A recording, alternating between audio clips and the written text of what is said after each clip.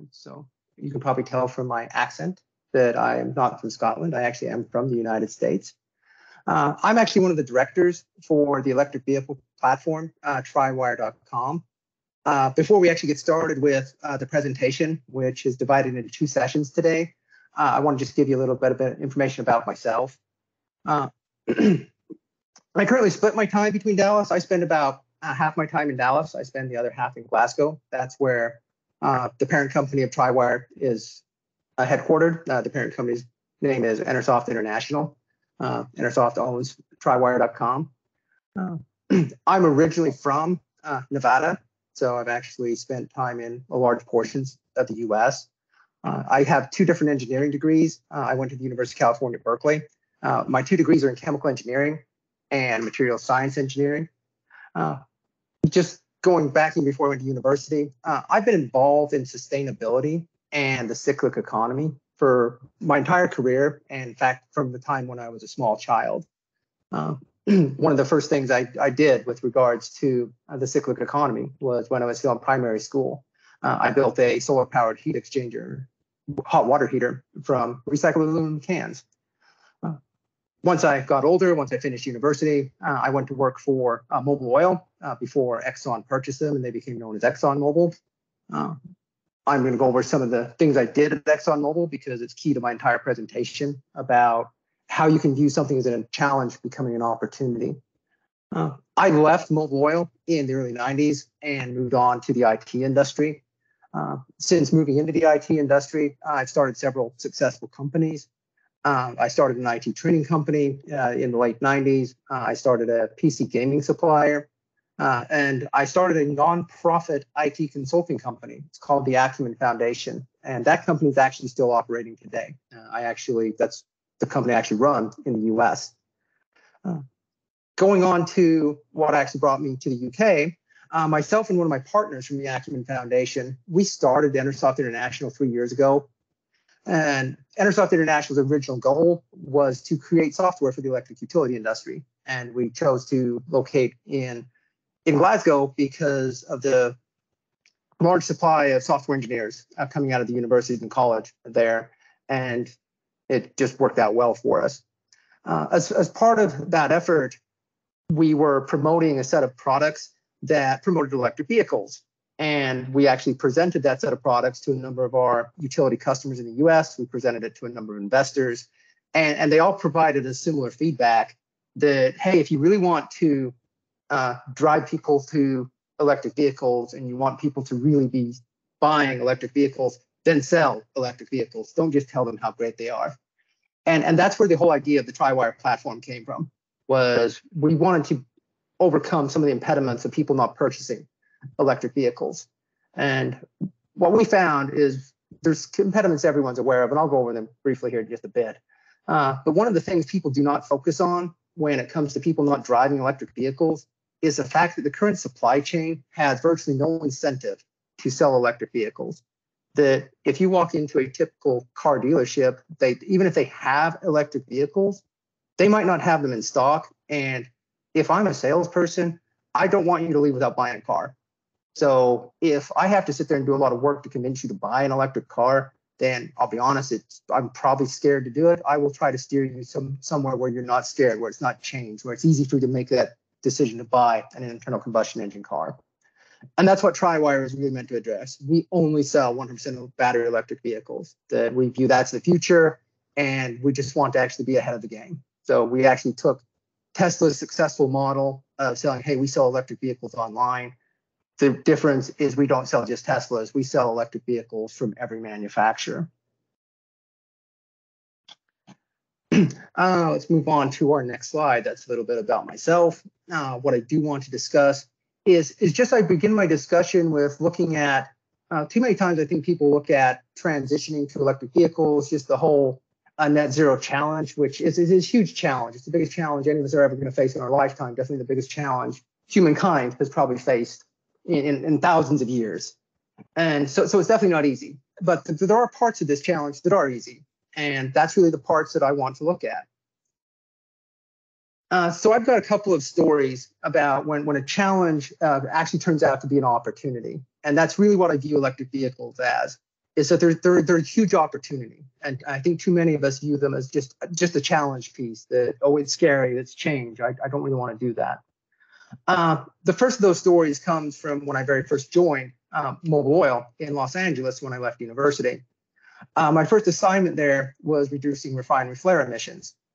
If you're not familiar with how an oil refinery works, flare emissions happen when a refinery needs to burn off excess natural gas and hydrogen that they produce as part of the refining process.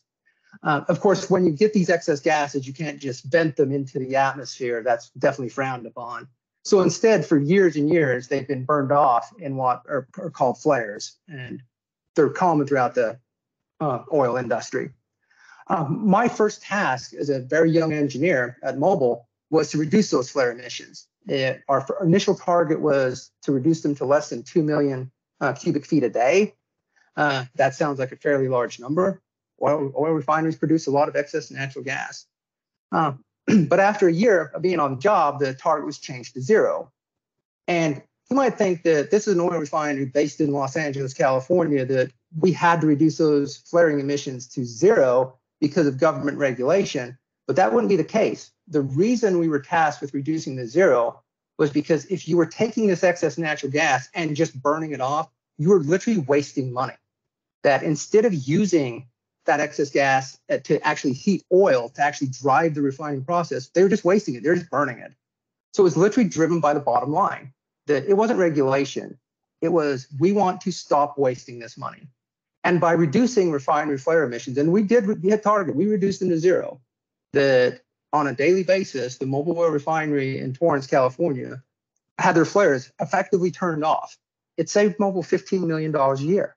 And when we first started that, everybody said, oh my God, that's going to be a huge effort. It's going to cost a lot of money. And it didn't. We used existing equipment. We took an existing engineer, and we just focused on making that change. I've got another story from when I was at Mobil, and it's somewhat similar. That after our success with reducing emissions, then I transitioned to another job at the refinery, and that was actually working on what is known as a fluidized catalytic cracker. We call it an FCC because nobody wants to say fluidized catalytic cracker over and over again. Again, if you're not familiar with an oil refinery, that's a unit that actually makes most of the petrol in an oil refinery. And what it does is it cracks essentially heating oil into petrol. What limited the production of that particular unit was it produces a monstrous amount of heat. And what limited the entire refinery to the amount of petrol it could produce was how much heat could be removed from the FCC. They were roadblocked by a little heat exchanger that hadn't been replaced in 30 years, but they couldn't make it any larger without investing a very, very large amount of money. However, I saw that as an opportunity. Sitting right next to the FCC was the crude distillation unit. That's a unit that boils oil. So just like you distill scotch, you also distill oil to make petrol and all other things from crude oil. That needs a lot of energy. And so I had a unit at the FCC that had too much heat, one on just north of it, the crude distillation unit didn't have enough. So a pretty straightforward solution is, why don't we just pump some heat from the FCC over to the crude distillation unit? And it was simple. It was literally a 6-meter piece of pipe. It cost us $10,000. And that allowed us to dramatically increase production from the FCC on the order of 400,000 liters a day of additional gasoline, petrol that we could produce. It also had a huge knock-on effect for the environment in the fact that the crude distillation itself, we turned off one of its 2 furnaces. So emissions from that unit went down. So again, this is another story about when I could have viewed that as this challenge, we really can't do anything about it, but it turned into a huge opportunity. And again, that's really what I see electric vehicles. They're a huge opportunity. And too often, I think we focus on just the challenge piece. Just one last story before we really get into talking about this opportunity for electric vehicles. And that's a story from Amazon. This isn't one of my personal success stories because I'm not an engineer at Amazon. I just happen to work with a lot of folks that are. And that's several years ago, Amazon obviously has a problem that a lot of organizations in IT had, is that the demand for their IT systems is not constant. that sometimes during the year, they have a very, very high demand on their IT systems. And the biggest spike in demand is the 5-day weekend for Black Friday, Cyber Monday. That suddenly their demand for IT and the amount of services they're providing goes up by a factor of 10 to a factor of 50. Well, obviously, they're a giant retailer. They can't just say, you know what, we're not going to worry too much about that, a big increase in demand. We're going to ignore it. If they did that, they wouldn't be very successful. So instead, they had to build the IT infrastructure to support this monstrous load that only occurs for 5 days.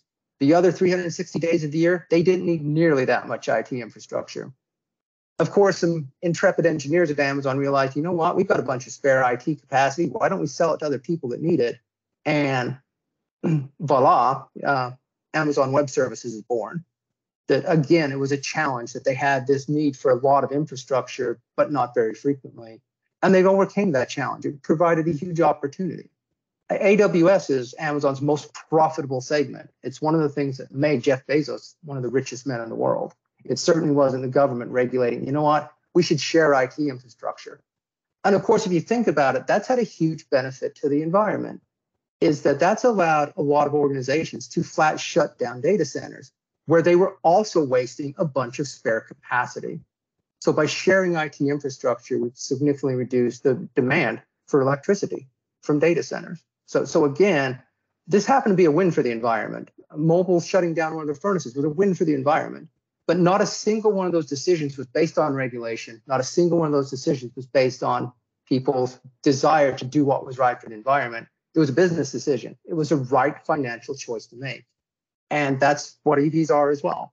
They're the right financial choice to make. So let's focus on electric vehicles.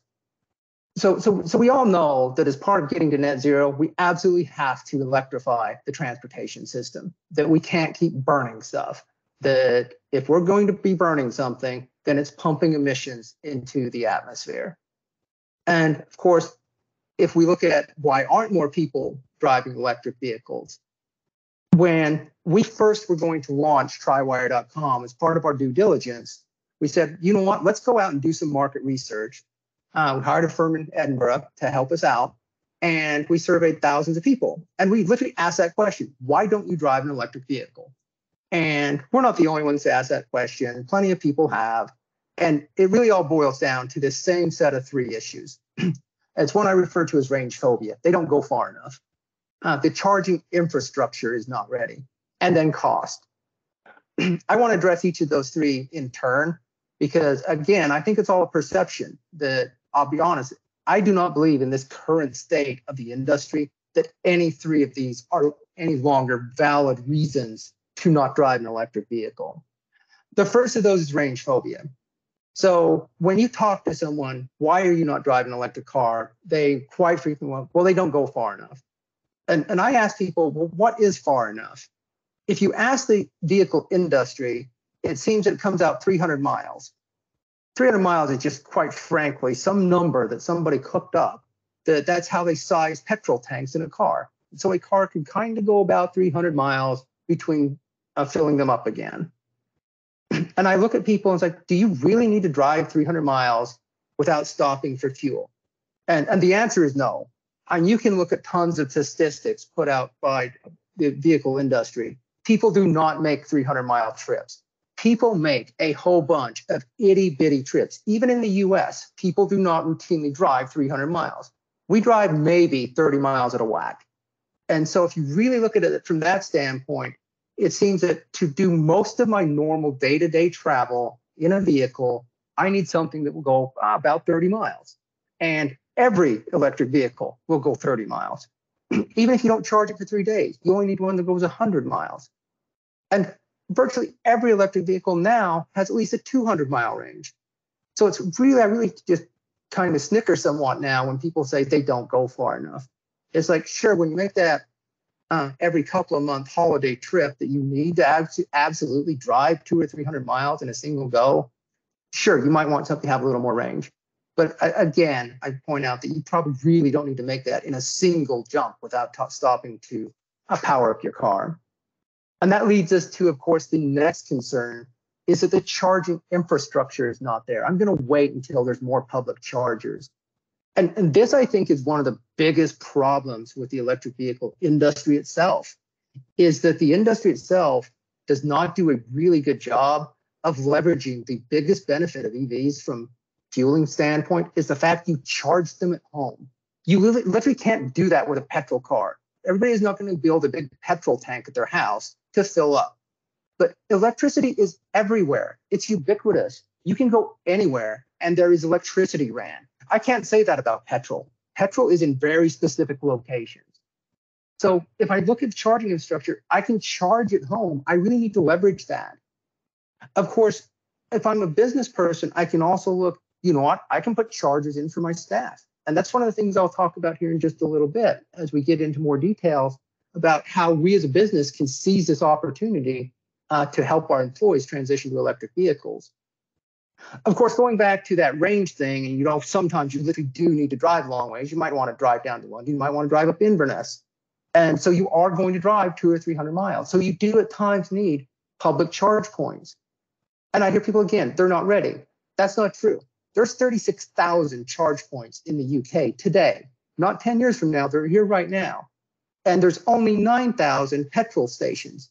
There's literally 4 times more charge points in the UK already than there are petrol stations.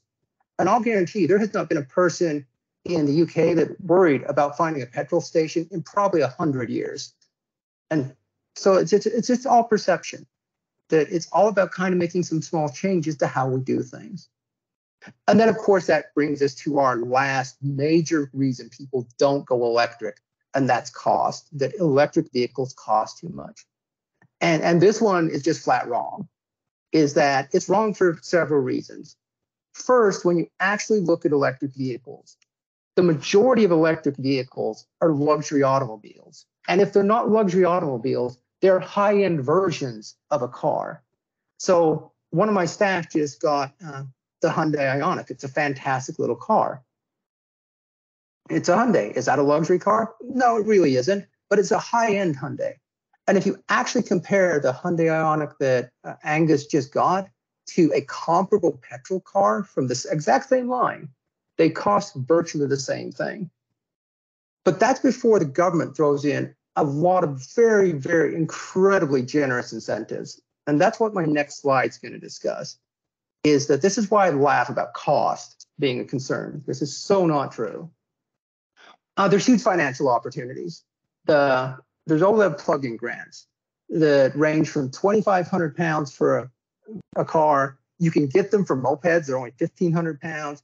If you're replacing a van, and you get an electric van, they go all the way up to 7,500 pounds. Another huge benefit for a business is that if you purchase an EV, you get a 100% first-year capital allowance. You could write off the entire price in year one. I mean, that is literally HMRC paying for 20% of the car. If you're going to install workplace chargers, which I definitely think is something that an employer should definitely consider doing, the HMRC will give you 130% write-off. So they're literally giving you more than you actually pay for the things.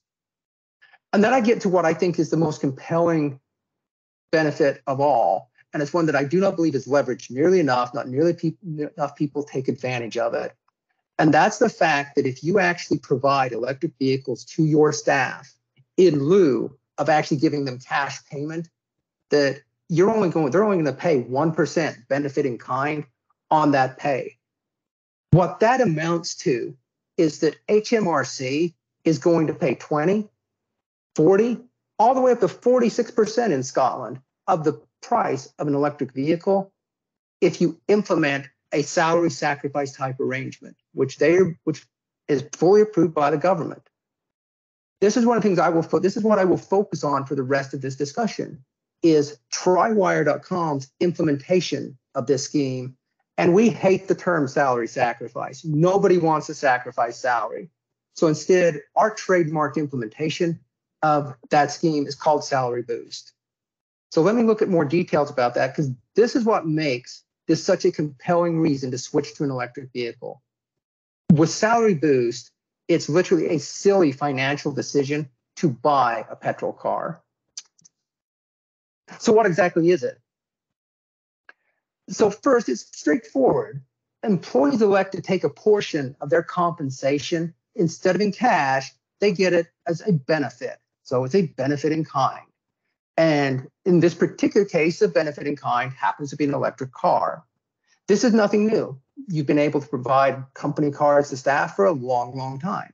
However, HMRC years ago said, you know what, if you're giving somebody a 500-pound a month car, then you know what, we want our fair share of that. So they have a benefit in kind tax.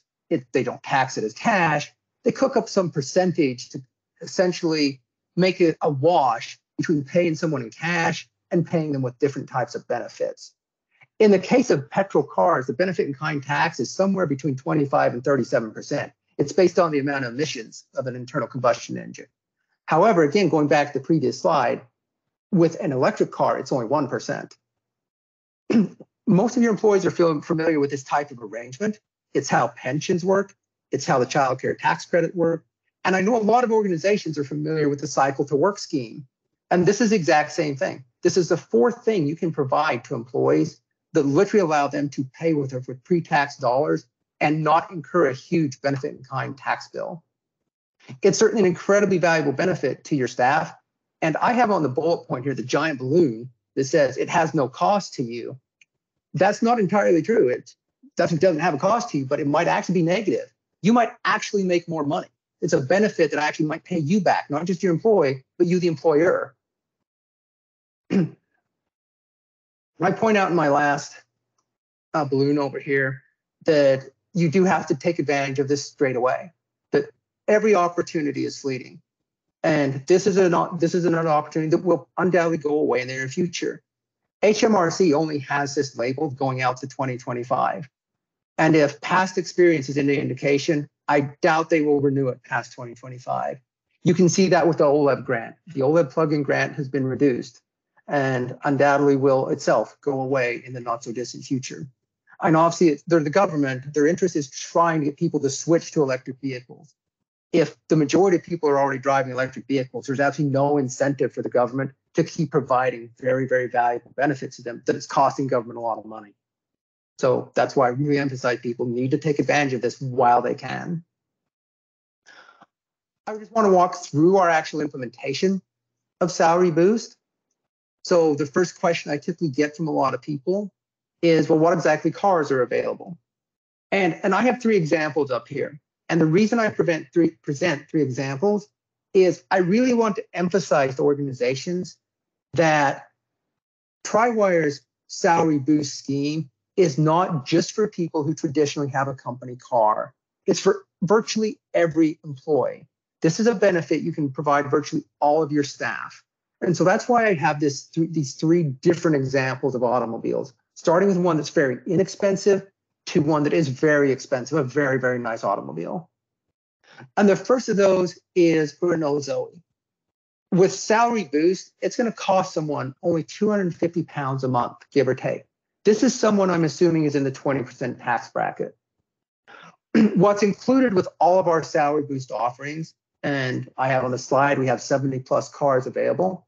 A reminder to everyone, we only sell purely electric vehicles. We do not sell plug-in hybrids. I do not support plug-in hybrids. I think they certainly use less fuel, but my issue with plug-in hybrids is they're built-in carbon cost is you're getting a petrol car and you're getting an electric car. It's paying the cost of both those. You're also in the end going to have to maintain a petrol infrastructure. And if we really are serious about net zero, the petrol infrastructure needs to go away. Off my soapbox. Back on talking about Salary Boost. So what we include is we include maintenance, we include tires, we include breakdown cover, and I have a couple of 3 slides that actually explain the details of these 3 different offerings here in just a bit. Moving on to another offering further up the ladder, you have a Lexus. It's certainly a nicer automobile. You can get that for only 305 pounds per month. That's a 44,000 pound car. Everybody out there is probably pretty good with arithmetic, and they'll notice that, that only went up by about 50 pounds a month, whereas the price of the car went up a lot more than that. Well, the reason that is because you'll notice I switched to somebody that's in the 40% tax bracket. And a reminder that when you're taking advantage of any type salary sacrifice scheme, in Triwire's case, Salary Boost, HMRC is making a huge portion of that payment. And then just because I like to, I don't think a lot of people are going to rush out and buy a Porsche Taycan, but you could. There's no rules from HMRC that says you can't buy any car. You can get one for 535 pounds a month. Again, this is only assuming you're in the 40% tax bracket. If you're in 46, it'd be even less. That's an 88,000 pound car. I mean, just fantastic opportunity is provided by being able to take advantage of Salary Boost. Let me look at these three in detail. I probably actually won't look at all three of them in detail, but at least a couple of them. This is an example. So Samantha, I'm pretending, is a 32-year-old in Cumbernauld. She makes $32,000 a year. She's going to get this car for 36 months. Figure she drives about 7,500 miles a year, and that is what people in the UK typically drive. And then what's included with this? Servicing, maintenance, and repair. So we have roadside assistance breakdown cover. So that certainly is, people are concerned they're driving around, and suddenly their car breaks down, they run out of charge, what are they going to do? We've got you covered. We include tire replacement. We include termination protections. I'm going to discuss those in more detail when we actually get to the workshop portion of the presentation. And then at the end of this 36-month period, we are assuming Samantha is turning the car back to Tri-Wire, and we give Samantha and Samantha's employer a 500-pound end of contract damage waiver. So assuming there is less than 500 pounds of damage to the automobile, you just turn it back to us, walk away, probably get another automobile. We also include home charger installation. So we will provide the charger and we'll do the installation, provided you're able to install a charger at your house. There's obviously a lot of people that can't. That if you live in terraced housing, if you live in a flat, you probably can't install a charger at your location. In that case, we're working on some programs to work with councils to put in public chargers to people that are participating in these schemes. We're working with councils to hopefully put in Tri-Wire charging systems at council housing and housing associations so that everybody can take advantage of electric automobiles.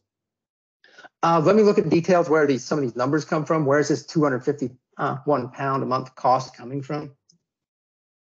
Straightforward. That I have the gross payment of the car. So Samantha's employer has contracted with Tri-Wire to get this Renault Zoe. They're going to pay us 347 pounds a month. In turn, they're going to take 347 pounds per month out of Samantha's paycheck instead of paying her cash.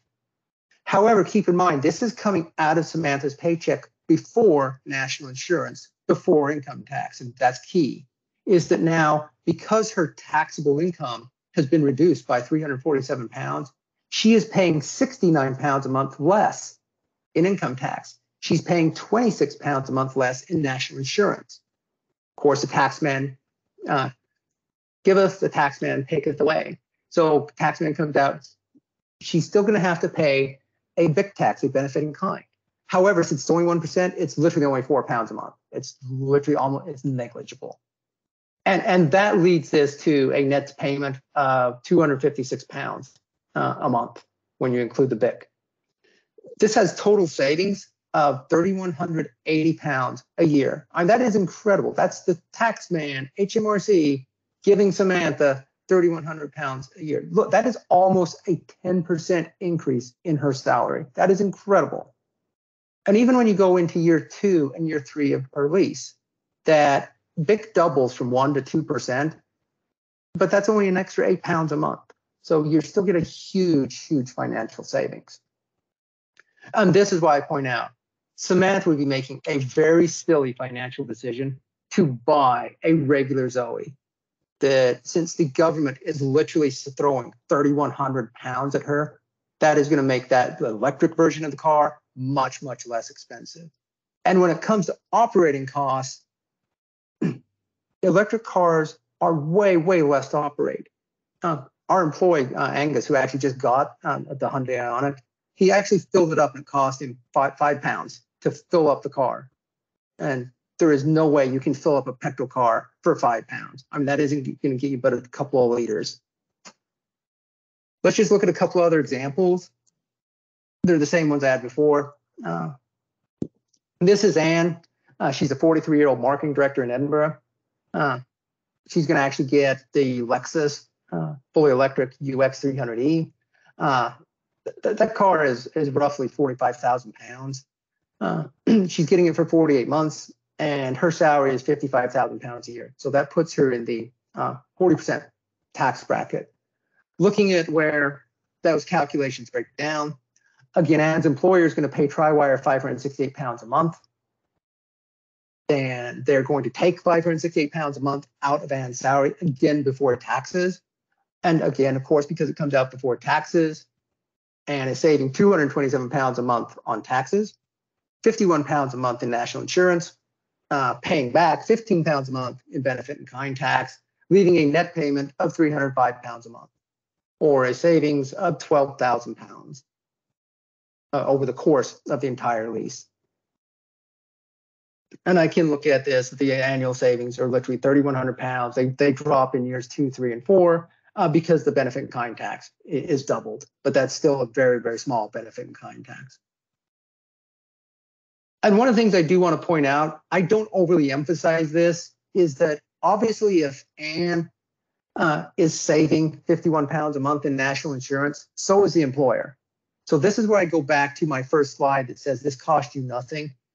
If an employer elects to not give the national insurance contributions to the employee, and in these calculations, I assume they are not giving the benefit to the employee, that they're keeping it for themselves, then literally in this case, the employer is saving £51 a month off Anne's employment. That's incredible. You're providing a benefit that not only doesn't cost you anything, it pays you back. And just one more. This is Matthew, our 51-year-old director from Sterling, makes a little more money, £75,000 a year. Decides he wants a Porsche Taycan. Just dropping straight to the analysis. That's an £1,100 a month car. So again, the employer gets the car from us, £1,100. Matthew's salary is reduced by £1,100 a month, but our friends at HMRC contribute £451 a month, £79 a month for national insurance savings, and the benefit in kind tax obviously higher. It's a more expensive car. But it's still £29 a month. That's incredibly small, leaving a net payment of roughly £600 a month.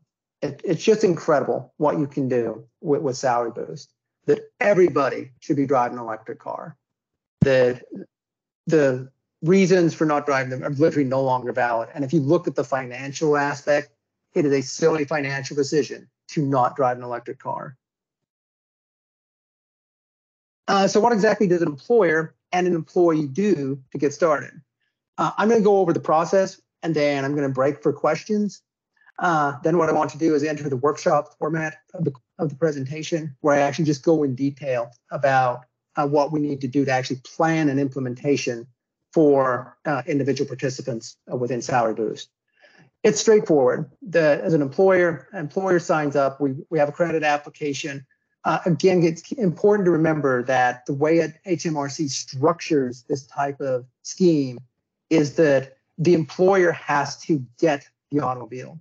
So you get the automobile from a leasing provider, so in this case, Trywire.com. So you, the employer, pay Trywire for the vehicle. And then you take the amount you're paying Trywire and you deduct that from the employee's pay. And that's where it is now at benefit in kind.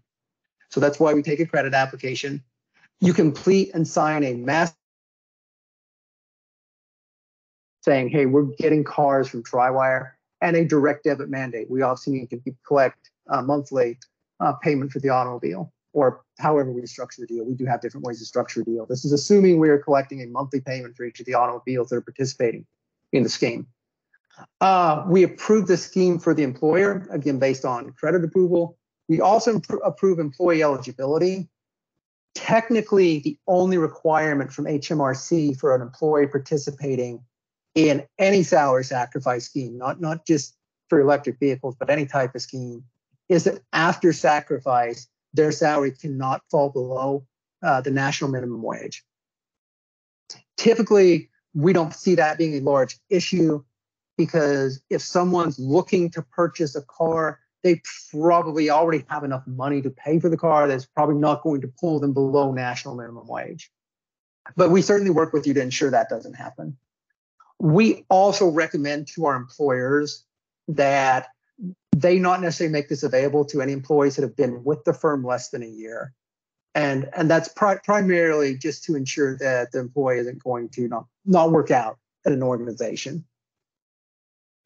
Once you actually have signed on board, one of the key things to do is really roll this out and make it a big deal. This is an incredibly valuable benefit. You're throwing tons of money at employees. I mean, like I pointed out with our first example, it's literally effectively a 10% pay rise. That's incredible. You want to make it big news. So we help employers roll this out. So we help with a webinar or however you want to actually promote this within your organization. And I show up here, this entire process typically takes about 4 to 6 weeks. And most of that is here at the end when we're actually rolling this out to your staff. I mean, it doesn't take a great deal of time to review what employees are participating in and actually put out all the paperwork together. So this is what it looks like from the standpoint of an employer signing up. So you've agreed to sign up. This is an incredibly valuable benefit. Again, it's a win for everybody. I mean, it's a win for the environment because you're driving people out of petrol cars into electric vehicles. What does it look like for an employee actually getting their car? Well, what they're going to do is they're going to visit Trywire.com. They're going to select a vehicle. Once they have done that, there is some paperwork they have to sign. Now, that paperwork really isn't between the employee and Trywire. The paperwork is between the employer and the employee. Because remember, as far as Trywire is concerned, our relationship is primarily with the employer. We're giving the car to the employer. They are then making that car available to the employee. So the paperwork the employee is signing is a contract variation. So they're going to sign a contract variation that says, hi, my name is Ann. I was making 55,000 pounds a year. Instead of getting 55,000 pounds a year in cash, I am sacrificing a portion of my salary. In Ann's case, it was around 500 pounds a month to get a car instead. And so Ann signs that paperwork. There's also terms and conditions that we help an employer structure because an employer, if they wish, could cover the insurance. We don't recommend that. We and our own staff that actually participates in this scheme actually maintains their own insurance cover on the automobile. Once the employee has signed that paperwork, part of signing that paperwork is they're going to select the car they want. We're going to order the car. We work with the employee to help them choose a car that fits their needs and that is available. They order the car. We will then get that car for them. Now, when that car is delivered, it's definitely based on availability. That if the car happens to be available, it gets delivered right away. There's a very large demand on electric vehicles. So some of them might have delivery delays. And obviously, we're all familiar with supply chain issues that have seemed to pop up since the COVID pandemic. And so I say this whole process for an employee takes 2 to 12 weeks. If an employee signs the paperwork, the Tesla is already on available from Tesla, this might take 2 days. It might go very, very quickly. But typically, it's closer to 2 to 12 weeks. And it's really based on the car someone selects. We are also going to work with the employee on getting a home charger installed if that is feasible. And we do include a standard home charger installation. We partner with PodPoint to actually do that installation, and provide the service. And then, of course, as part of that, they're also a member of the PodPoint network, so they can actually get a discount on PodPoint charging, which is available at a lot of the Tesco stores. PodPoint actually does partner with Tesco to provide chargers in a lot of the Tesco parking areas. So that is the overall process of an employee and an employer participating in Salary Boost. So that takes us to the next section. Before I get to this section, I want to go ahead and check if there's any questions.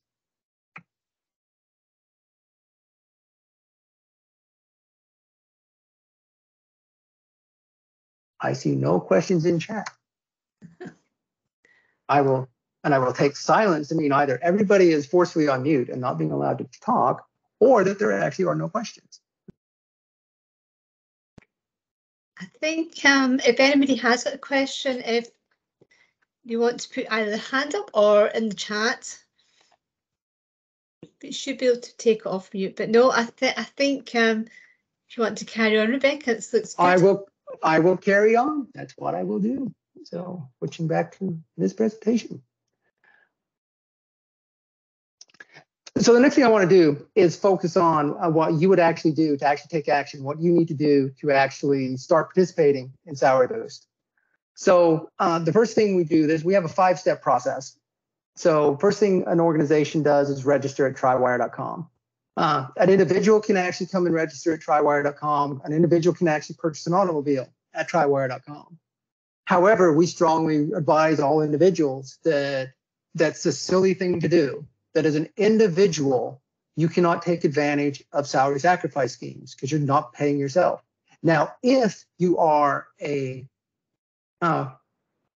self-employed person, that now you're actually both parts. You're the employer and employee. In that situation, absolutely, we encourage that person to take advantage of this scheme. And like I said, we would not totally tell somebody you can't buy a car from us as an individual, but I just really like to help people not forego an incredibly valuable government benefit and let the government pay for a large chunk of their automobile. So company registers at Trywire.com. It's very simple. I'll walk through the step here in just a second. One of the things we then look at with an organization is, do you already have fleet cars? So there's a lot of organizations that already purchase fleet cars. Fleet sales make up roughly half the total sales of automobiles in the UK. And that's true virtually in all countries. The fleet sales are a major source of sales to all auto manufacturers. So we look and review your current fleet. And what we're looking at there is, first, do you have fleet cars? And if yes, then we have to look at some other questions. If you already have fleet cars, you already have a fleet provider. And if you already have a fleet provider, they probably have their own implementation of this scheme. And we understand that. One of the things we emphasize, however, is traditional fleet cars were targeted at a very specific subset of employees in an organization. They were targeted at executives, they were targeted at sales staff, people that had to be traveling as part of work. But Salary Boost and the entire scheme HMRC makes available is not targeted at just that group of employees. This is a benefit that all of your employees can take advantage of. So it's one of the biggest things I try to communicate is that you want to expand beyond just your traditional set of employees that were already getting fleet cars. And keep in mind, the typical reason the organization may not have done that in the past is that if you look at normal benefit in kind taxes, there's no advantage to giving somebody a car versus just giving them the cash. But with electric vehicles, that's not true. I've demonstrated time and time again how incredibly beneficial it is to get an electric vehicle through Salary Boost. The next thing, once we've looked at your fleet arrangement, we want to help you plan your implementation.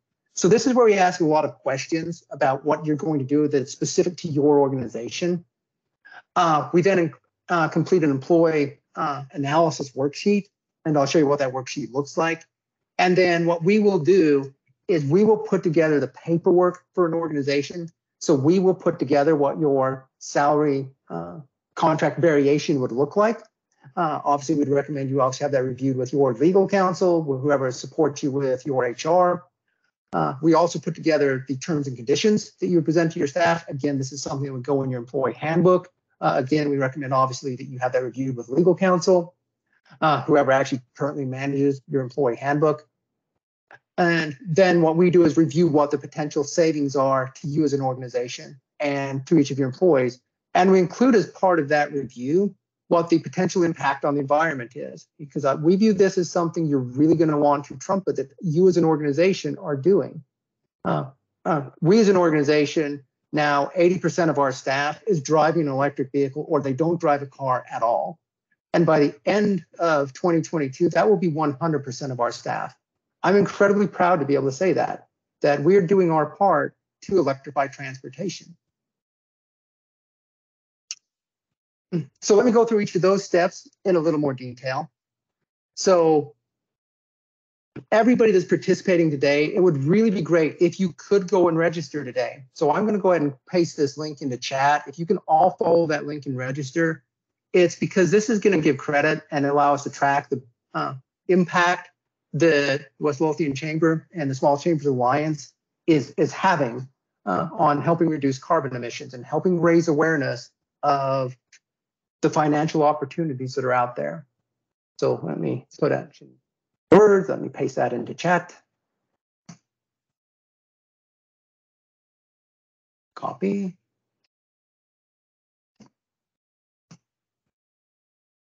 Here's chat.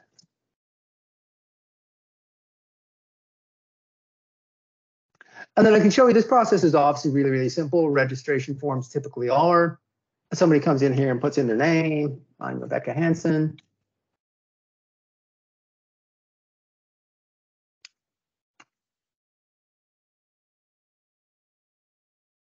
My Trywire account is obviously already registered. If you're wondering, yes, I do drive an electric vehicle in Texas. I do not drive a car when I'm in the UK. I use my legs.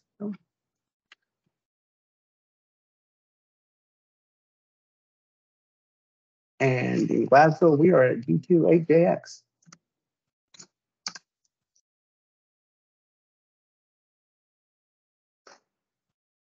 Here's our friends at West Holstein Chamber, typical terms and conditions. So these are modeling, again, this really isn't the whole entire salary boost program. This is you're just registering with a website. So this is you're not signing up for salary boost directly. This is allowing us to work with you to actually put your salary boost implementation together.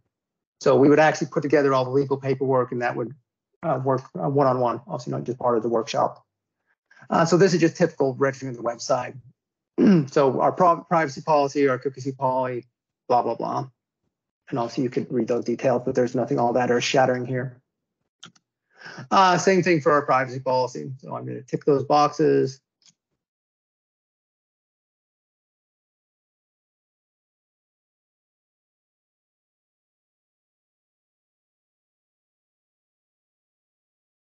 And this is a process your employees would essentially follow as well. Once your firm has signed up, is that what you would do is we would give you your own URL.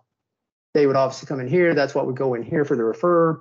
When they're actually selecting a car, then they'd actually be able to select the company that they're associated with. It would work both ways. I click the giant register button and I'm signed up.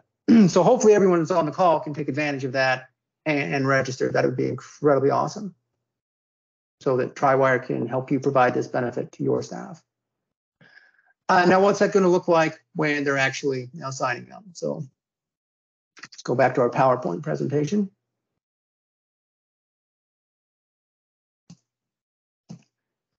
So you complete the very simple registration form, blah, blah, blah.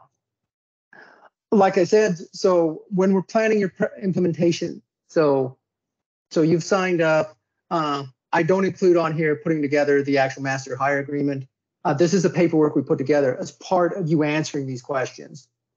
Do you currently have a fleet of cars? Yes or no? Again, if you don't, great. This program is for every employer. If you do have a fleet of cars, that's also great. I'd have to ask, do you have a current fleet provider? The answer is probably yes. Where do your fleet of cars come from? Do you have an exclusivity agreement with your current fleet provider? If you do, that's fantastic. Reach out to them and say, hey, do you guys have a scheme like this? If they don't, by all means, have them contact me. They're competitors. I'm not going to be disingenuous. They are. But there's plenty of car sales to go around. So I can certainly help them with their implementation. And then, of course, we want to collect details about your current fleet. I don't have a example of the details we collect here because I have it on another slide, because they're going to be the exact same details we collect about individual employee cars.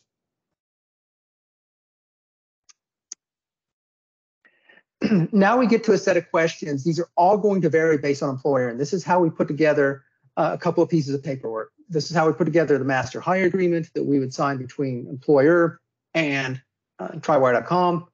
This is also how we put together the terms and conditions that you would make part of your employee handbook. So one of those is the company going to retain savings from lower national insurance and pension contributions? This is a key point that you have to make the decision. Are you going to give these savings back to the employee, or are you keeping them for yourself? I don't want to say one way or the other what the right decision is, because it's up to an individual employer what they want to do with those savings. It is something I do want to emphasize, however, that we make very, very careful that we explain to employees at our own firm, and you should obviously do it at your own, that there is impact to salary sacrifice schemes. And one of those is they're going to have lower pension contributions, most likely, because pension contributions are also typically based on what their cash earnings are. And if their cash earnings have been reduced by salary sacrifice, their pension contributions probably reduced as well. And so just something that needs to be pointed out. Again, it's not a negative, it's not a positive, it's just something that is. The next thing you have to consider is, will employees remain on this program during periods of parental or similar leave? Obviously, when you're on paternity, maternity leave, you're on adoptive leave, caring for loved ones, what have you, your pay could go down significantly. Are they going to keep their car? Are you still going to keep paying for their car for them? Again, that's a decision you need to make as an employer. Some people say yes, some people say no. In the case of Tri-Wire, we say yes. Our staff keeps the car during periods of parental leave. The next one is, what are you going to do with the car when the lease period ends? So in my examples, I did one example where the Renault Zoe was on a 36-month lease. The other two cars, the Taycan and the Lexus, were on 48-month lease. What happens when that lease period is up? This is something that most fleet management companies don't really pay a lot of attention to. The reason being is typically fleet cars were always just returned to the fleet management company because you just wanted to get a new car, because these cars typically had a lot of mileage put on them because they were specifically being used for company purposes. And again, that is not necessarily the case for this type of arrangement, that this isn't something you make available to all of your staff. So that's why I have, will the employees have the ability to just pay off the car and keep it? This is also something you want to make a decision of ahead of time. You might want to allow employees to just flat buy the car straight out. That because HMRC is paying a big chunk of this bill, instead of doing a lease, let them buy the thing outright. It provides a much bigger benefit. I haven't done those calculations as part of the presentation because the presentation just assuming that you're going to turn the car back to Tri-Wire. But there is nothing to prevent the employee from just paying off the car and then having it permanently. What's going to be the options when an employee leaves? This is actually a concern, but most employers, a very valid concern. What happens if an employee leaves the organization? There's several options. We can work with you on how to implement this. It can also be done. You can provide the options to employees when they do leave. You don't have to choose from them at the beginning. The options are straightforward. The employee gets to keep the car. So if the employee wants to keep the car, then what they would have to do is they would make arrangements with Tri-Wire to be paying us directly. The huge disadvantage of that is they lose HMRC paying a big chunk of their payment.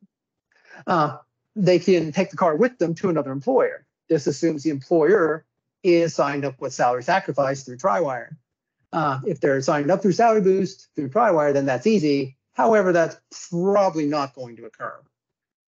If they go to a firm that also has a salary sacrifice scheme similar to Salary Boost, Tri-Wire will work with that firm to transfer the car over to another organization. You can also try taking the car back as the employer and giving it to another employee. We found that doesn't work, quite frankly, at all, because you'd have somebody essentially making payments as if it was a new car, but it is not a new car. So if I'm the employer, you're asking me to say, yeah, I'll participate in Salary Boost, but I want to get a brand new car. Why do I want this car that's 18 months old? So we've not had anybody actually make that decision. Or you can actually just turn it back to Tri-Wire. We can take the car back, and that's one that, quite frankly, most organizations I think will take advantage of. Are there going to be restrictions on the cars employees can choose? Again, from HMRC, there are no restrictions as far as salary sacrifice schemes. However, there are restrictions for OLEV plug-in grants. The OLEV plug-in grant only applies to fairly inexpensive automobiles. So if you wanted to also ensure that the employees got it to take advantage of the OLEV plug-in grant, then you'd be restricting which cars they could procure. And the Porsche Taycan is obviously not one of them. Will there be restrictions on which employees can participate? Again, the only legal requirement from HMRC is that after participating in Salary Boost, their pay can't go below national minimum wage. You might want to put in other restrictions. It's completely up to individual employers.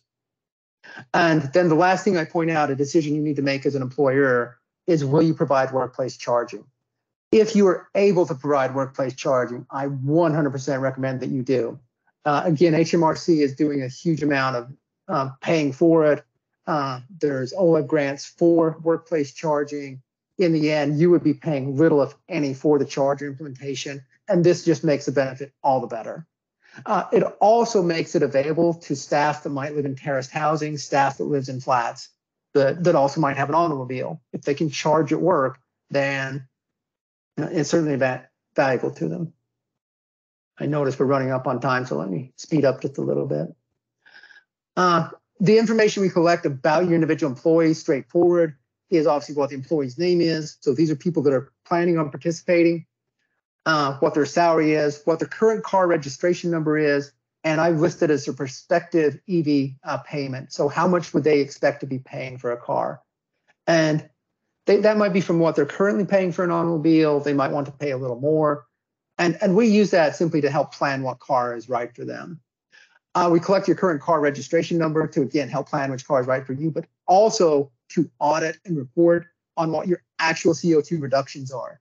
So the MOT database will provide, based on the car reg number, exactly how much you've been driving, exactly what those CO2 emissions are for that type of car. And so that's what you'll be able to trumpet as an organization. Here's the amount of CO2 emissions we have reduced. And then when all is said and done, when we've got paperwork signed, we review what the potential savings are. So again, what the employer national insurance and pension savings would be, and we obviously review what the total emissions reductions are going to be. And then I obviously put in notes when I'm reviewing this with employers that are participating in the scheme. And that is, ladies and gentlemen, the entire process for participating in Salary Boost. As you can tell, I'm passionate about the subject, not just because it's my company, it's because I'm passionate about climate change and the environment in general. And this is one of those items where it's like, this is so easy to do the right thing, that it's the right financial business decision to make to help your employees switch to electric vehicles.